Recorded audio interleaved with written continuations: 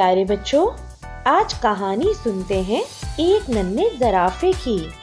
اس کی لمبی گردن کی وجہ سے جنگل کے سب جانور اس کا مذاق اڑاتے تھے۔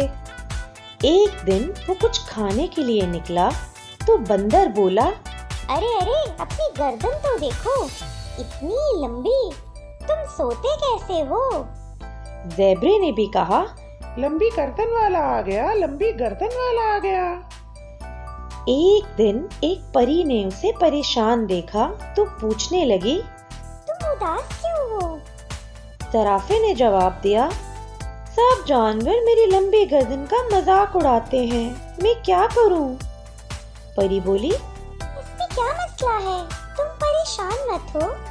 یہ کہہ کر اس نے چھڑی گھمائی تو زرافے کی گردن چھوٹی ہو گئی۔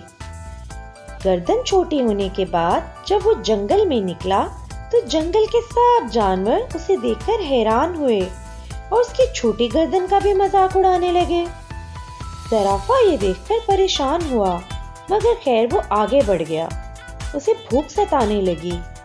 اس نے درخت سے پتے کھانے کی کوشش کی، مگر چھوٹی گردن کے باعث وہ ناکام رہا۔ اس نے سوچا اب وہ کیا کرے، وہ پریشان ہو گیا۔ اچانک اس کی آنکھ کھل گئی۔ اوہ، یہ ایک خواب تھا۔ وہ اپنی لمبی گردن دیکھ کر بہت خوش ہوا۔